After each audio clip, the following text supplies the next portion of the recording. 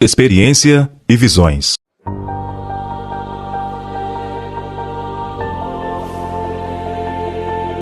A pedido de queridos amigos, concordei em fornecer um breve esboço de minhas experiências e visões, com a esperança de que animem e fortaleçam os humildes e confiantes filhos do Senhor. Fui convertida com a idade de 11 anos, e aos 12 fui batizada, tendo-me unido à Igreja Metodista. Aos 13 anos, ouvi Guilherme Miller proferir sua segunda série de conferências em Portland, Maine. Sentia então que eu não era santa e não estava pronta para ver a Jesus. E quando foi feito o convite aos membros da igreja e aos pecadores para irem à frente para a oração, abracei a primeira oportunidade, pois eu sabia que precisava fazer grande obra por mim mesma, a fim de habilitar-me para o céu. Minha alma tinha sede de salvação plena e ampla, mas eu não sabia como obtê-la. Em 1842, assisti constantemente às reuniões do Segundo Advento em Portland, Maine, e criei inteiramente que o Senhor estava prestes a vir. Eu tinha fome e sede de completa salvação, inteira conformidade com a vontade de Deus. Dia e noite lutava para alcançar o inapreciável tesouro que nem todas as riquezas da terra poderiam comprar. Ao dobrar-me perante Deus em oração por esta bênção, foi-me apresentado o dever de ir orar numa reunião pública. Jamais eu havia orado em voz alta numa reunião, e esquivei-me ao dever, temendo que se tentasse orar, ficaria frustrada. Cada vez que eu me punha perante o Senhor em oração secreta, o dever não cumprido se me apresentava, até que deixei de orar e caí num estado de melancolia, que redundou finalmente em profundo desespero. Neste estado de espírito permaneci por 3 semanas sem um raio de luz que penetrasse a espessa nuvem de trevas ao meu redor. Tive então 2 sonhos que me trouxeram um débil raio de luz e esperança. Depois disto, abri minha mente à minha devotada mãe. Ela me disse que eu não estava perdida e aconselhou-me a procurar o irmão Stockman, que pregava então para o povo do Advento em Portland. Tive grande confiança nele, pois era um dedicado e amado servo de Cristo. Suas palavras impressionaram-me e deram-me esperança. Voltei ao lar e de novo apresentei-me perante o Senhor e prometi-lhe que faria e sofreria qualquer coisa se me fosse dado ter os sorrisos de Jesus. O mesmo dever foi-me apresentado. Devia haver uma reunião de oração nessa noite, a que assisti, e quando os demais se ajoelharam para orar, com eles me ajoelhei, tremente, e depois que 2 ou 3 haviam orado, abri minha boca em oração antes que disso me apercebesse, e as promessas de Deus me pareceram como pérolas preciosíssimas, que só deviam ser recebidas pelos que as suplicassem. Ao orar, o fardo e a agonia de alma que por tanto tempo eu havia experimentado deixaram-me, e as bênçãos de Deus vieram sobre mim como suave orvalho. Dei glória a Deus pelo que eu sentia, mas ansiava mais. Eu não estaria satisfeita até que estivesse repleta da plenitude de Deus.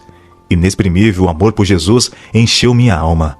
Onda após onda de glória rolaram sobre mim, até que meu corpo se tornou rijo. Tudo desapareceu ao redor de mim, exceto Jesus e a glória, e eu nada sabia do que se passava em torno. Por longo tempo fiquei nesse estado de corpo e de mente, e quando percebi o que estava ao meu redor, tudo parecia mudado. Tudo parecia glorioso e novo, como se sorrindo e louvando a Deus.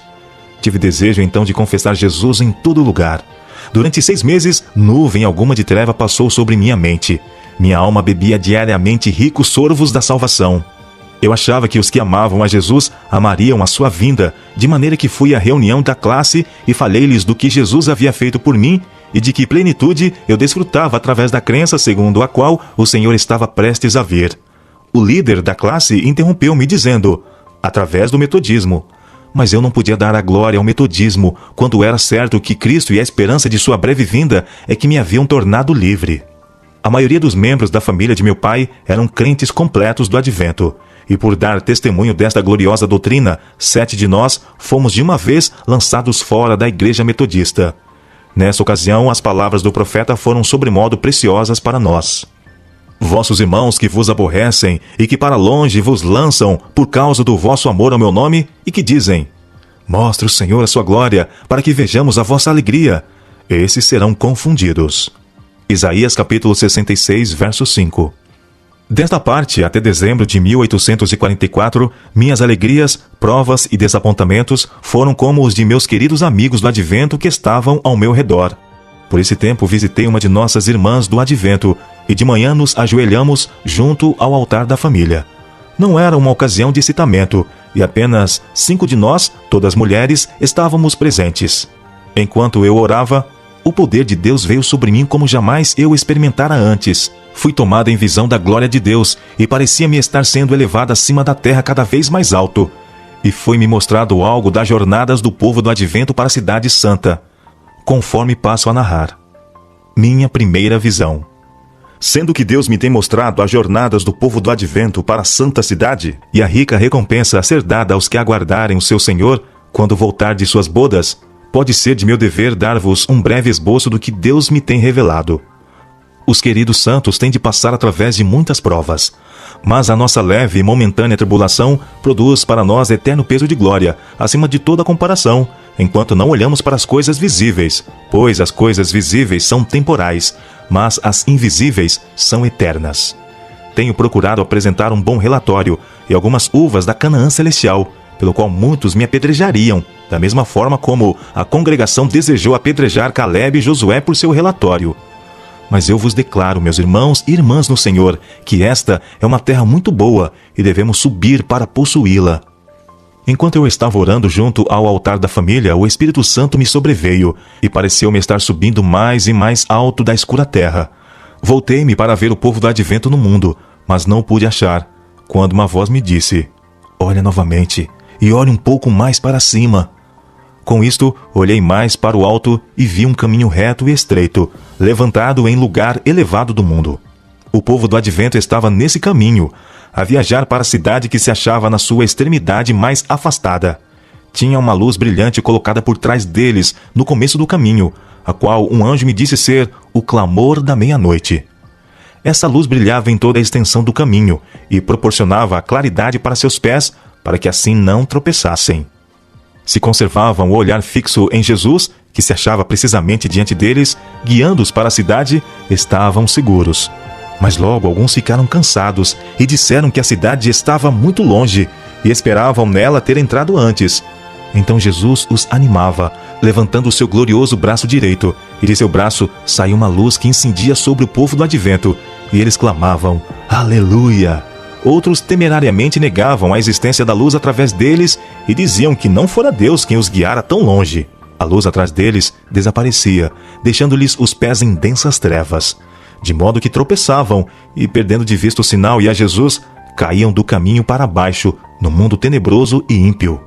Logo ouvimos a voz de Deus, semelhante a muitas águas, a qual nos anunciou o dia e a hora da vinda de Jesus. Os santos vivos, em número de 144.000, reconheceram e entenderam a voz, ao passo que os ímpios julgaram fosse um trovão ou terremoto. Ao declarar Deus a hora, verteu sobre nós o Espírito Santo, e nosso rosto brilhou com o esplendor da glória de Deus, como aconteceu com Moisés, na descida do Monte Sinai. Os 144.000 estavam todos selados e perfeitamente unidos. Em sua testa estava escrito: Deus, Nova Jerusalém. E tinham uma estrela gloriosa que continha o novo nome de Jesus. Por causa de nosso estado feliz e santo, os ímpios enraiveceram-se e arremeteram violentamente para lançar mão de nós, a fim de lançar-nos à prisão, quando estendemos a mão em nome do Senhor, e eles caíram inermes ao chão. Foi então que a sinagoga de Satanás conheceu que Deus nos havia amado a nós, que lavávamos os pés uns aos outros e saudávamos os irmãos com o ósculo santo, e adoraram a nossos pés. Logo nossos olhares foram dirigidos ao Oriente, pois aparecera uma nuvenzinha, aproximadamente do tamanho da metade da mão de homem, a qual todos nós soubemos ser o sinal do Filho do Homem. Todos nós, em silêncio solene, olhávamos a nuvem que se aproximava e se tornava mais e mais clara e esplendente, até converter-se numa grande nuvem branca. A parte inferior tinha a aparência de fogo. O arco-íris estava sobre a nuvem, enquanto em redor dela se achavam 10 milhares de anjos, entoando um cântico agradabilíssimo, e sobre ela estava sentado o Filho do Homem. Os cabelos, brancos e anelados, caíam-lhe sobre os ombros, e sobre a cabeça tinha muitas coroas. Os pés tinham aparência de fogo, em sua destra trazia uma foice aguda, e na mão esquerda uma trombeta de prata. Seus olhos eram como chamas de fogo, que profundamente penetravam seus olhos. Todos os rostos empalideceram, e o daqueles a quem Deus havia rejeitado se tornaram negros. Todos nós exclamamos então: Quem poderá estar em pé? Estão as minhas vestes sem mancha? Então os anjos cessaram de cantar, e houve algum tempo de terrível silêncio, quando Jesus falou: Aqueles que têm mãos limpas e coração puro serão capazes de estar em pé. Minha graça vos basta. Com isto nos iluminou o rosto e encheu de alegria o coração. E os anjos tocaram mais fortemente e tornaram a cantar, enquanto a nuvem mais se aproximava da terra. Então a trombeta de prata de Jesus soou, ao descer ele sobre a nuvem, envolto em labaredas de fogo. Olhou para as sepulturas dos santos que dormiam, ergueu então os olhos e mãos ao céu e exclamou: Despertai, despertai, despertai, vós que dormes no pó, e levantai-vos. Houve um forte terremoto, as sepulturas se abriram, e os mortos saíram revestidos de imortalidade.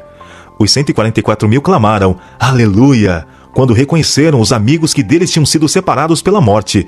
E no mesmo instante fomos transformados e arrebatados juntamente com eles para encontrar o Senhor nos ares. Todos nós entramos na nuvem e estivemos 7 dias ascendendo para o mar de vidro, aonde Jesus trouxe as coroas e com sua própria destra as colocou sobre nossa cabeça. Deu-nos harpas de ouro e palmas de vitória. Ali sobre o mar de vidro, os 144.000 ficaram em quadrado perfeito.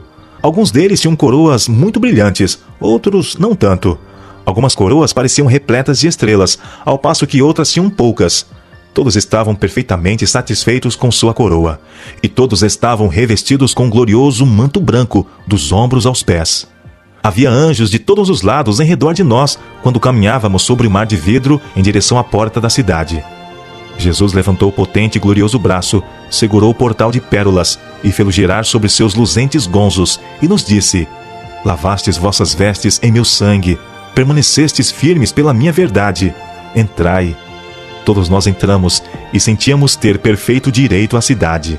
Ali vimos a árvore da vida e o trono de Deus. Do trono provinha um rio puro de água, e de cada lado do rio estava a árvore da vida. De um lado do rio havia um tronco da árvore, e do outro lado outro, ambos de ouro puro e transparente. A princípio pensei que via 2 árvores. Olhei outra vez e vi que elas se uniam em cima numa só árvore. Assim estava a árvore da vida em ambos os lados do rio da vida. Seus ramos curvavam-se até o lugar em que nós nos achávamos, e seu fruto era esplêndido, tinha o aspecto de ouro, de mistura com prata. Todos nós fomos debaixo da árvore e sentamo-nos para contemplar o encanto daquele lugar, quando os irmãos Fitch e Stockman, que tinham pregado o evangelho do reino e a quem Deus depusera na sepultura para o salvar, se achegaram a nós e nos perguntaram o que acontecera enquanto eles haviam dormido. Tentamos lembrar nossas maiores provações, mas pareciam tão pequenas em comparação com o peso eterno de glória muito excelente que nos rodeava, que nada pudemos dizer-lhes, e todos exclamamos: Aleluia! É muito fácil alcançar o céu. E tangemos nossas gloriosas harpas e fizemos com que as arcadas do céu reboassem.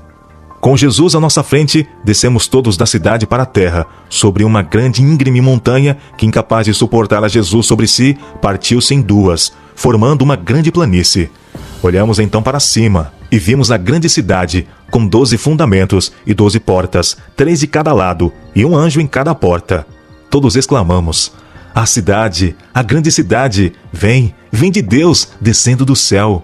E ela veio e se pôs no lugar em que nós nos achávamos. Pusemos então a observar as coisas gloriosas fora da cidade.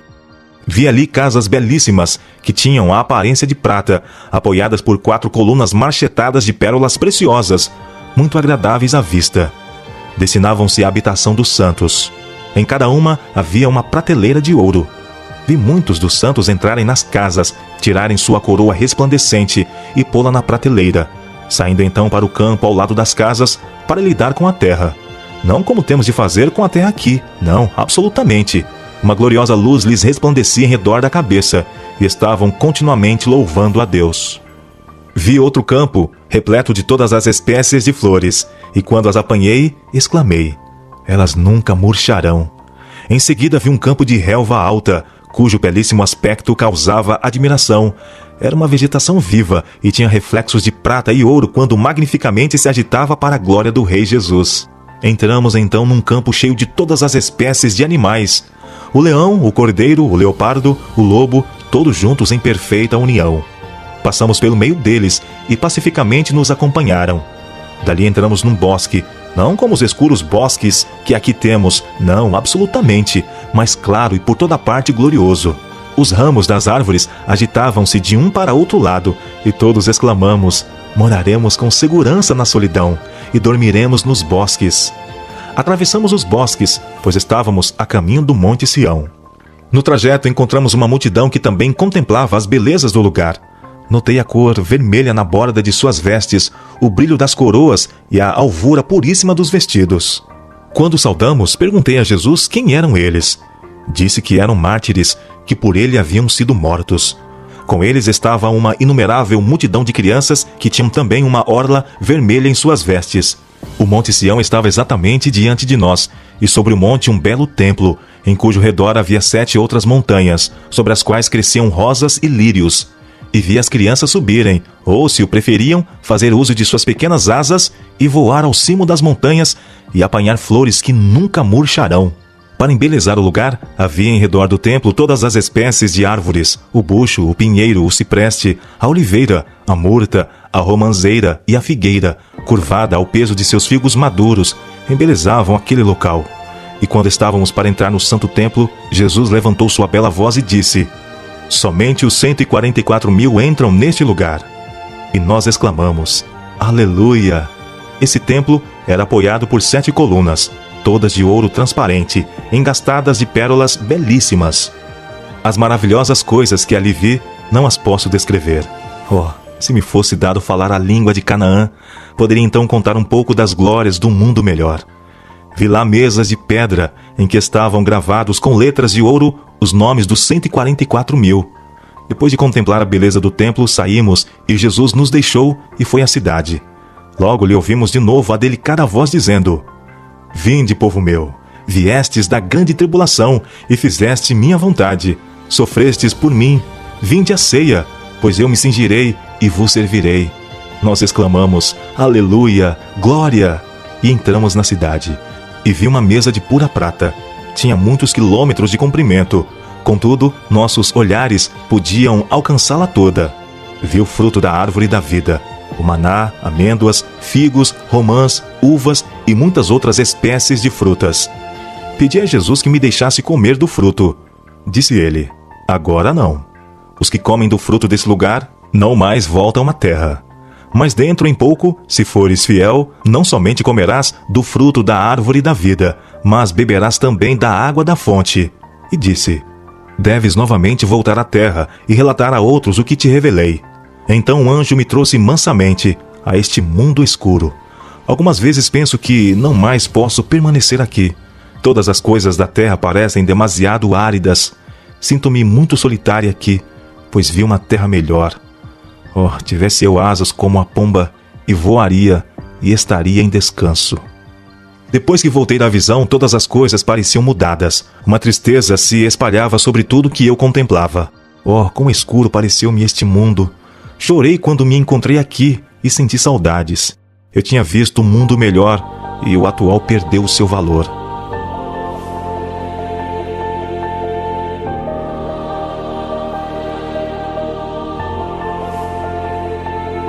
Contei a visão a nosso pequeno grupo em Portland e creram plenamente que era de Deus. Este foi um tempo de poder. A solenidade das coisas eternas repousou sobre nós. Cerca de uma semana depois disto, o Senhor deu-me outra visão e mostrou-me as provas pelas quais eu devia passar, indicando-me que eu devia ir e relatar a outros o que ele me havia revelado, e que eu iria encontrar grande oposição, e por isto sofreria angústia de espírito. Mas disse o anjo: a graça de Deus te basta. Ele te sustentará. Ao voltar desta visão, senti-me excessivamente desassossegada. Minha saúde era por demais precária, e eu tinha apenas 17 anos. Eu sabia que muitos tinham caído por causa da exaltação, e sabia que se eu de alguma maneira me exaltasse, Deus me abandonaria, e eu estaria seguramente perdida. Fui ao Senhor em oração, e supliquei-lhe que colocasse o fardo sobre outro. Parecia-me que eu não poderia levá-lo. Caí sobre o meu rosto longo tempo, e toda a luz que eu recebia era: faze conhecido dos outros o que eu te tenho revelado. Na minha visão seguinte, ardentemente supliquei ao Senhor que, se eu devia ir e relatar o que ele me havia mostrado, que me guardasse da exaltação. Então ele me mostrou que minha oração fora respondida, e que se eu estivesse em perigo de exaltação, a sua mão estaria sobre mim, e eu seria afligida com uma enfermidade. Disse o anjo: se deres a mensagem fielmente e perseverares até o fim, comerás do fruto da árvore da vida e beberás da água do rio da vida. Não demorou muito, se espalhou ao redor que as visões eram resultado de mesmerismo, e muitos adventistas mostraram-se prontos para espalhar essa versão. Um médico que era afamado mesmerista disse-me que minhas visões eram mesmerismo e que eu era uma vítima muito fácil, podendo ele magnetizar-me e dar-me uma visão.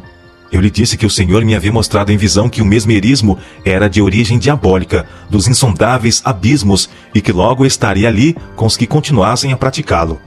Dei-lhe então liberdade de magnetizar-me, se pudesse fazê-lo.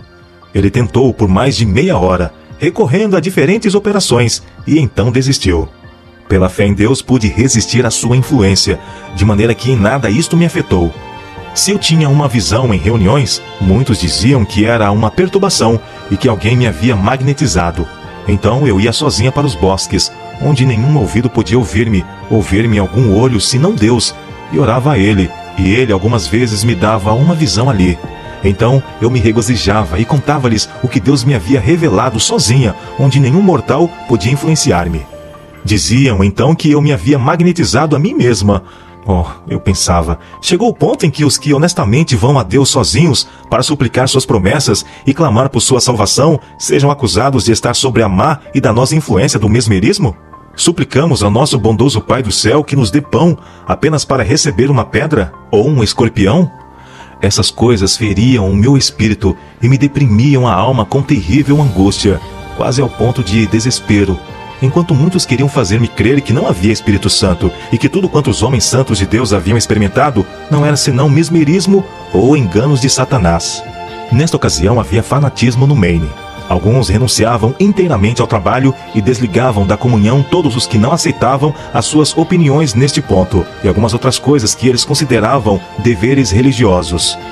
Deus me revelava esses erros em visão e enviava-me a seus extraviados filhos a fim de lhos declarar. Mas muitos deles rejeitavam inteiramente a mensagem e acusavam-me de conformismo com o mundo. Por outro lado, os adventistas nominais acusavam-me de fanatismo, e eu era por alguns falsa e impiamente representada como sendo líder do fanatismo, que eu estava na realidade trabalhando para corrigir.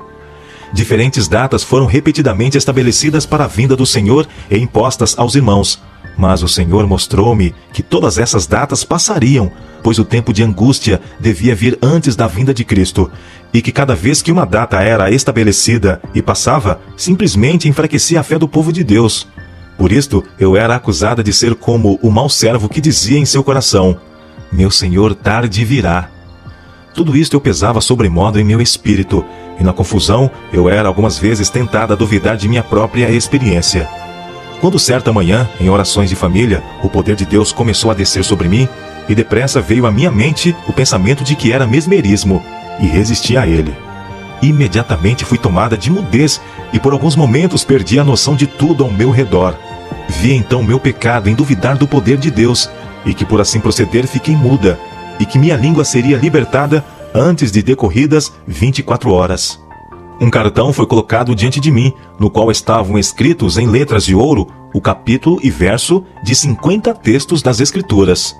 Ao voltar da visão, solicitei por acenos a lousa, e nela escrevi que estava muda, também o que eu tinha visto, e que eu desejava a Bíblia grande. Tomei a Bíblia, e prontamente identifiquei todos os textos que eu tinha visto no cartão. Então não pude falar durante o dia todo. Logo na manhã seguinte, minha alma se encheu de gozo e minha língua foi libertada para proclamar os altos louvores de Deus. Depois disto, não mais ousei duvidar do poder de Deus ou resisti-lo, ainda que fosse só um momento, não importando o que outros pudessem pensar de mim.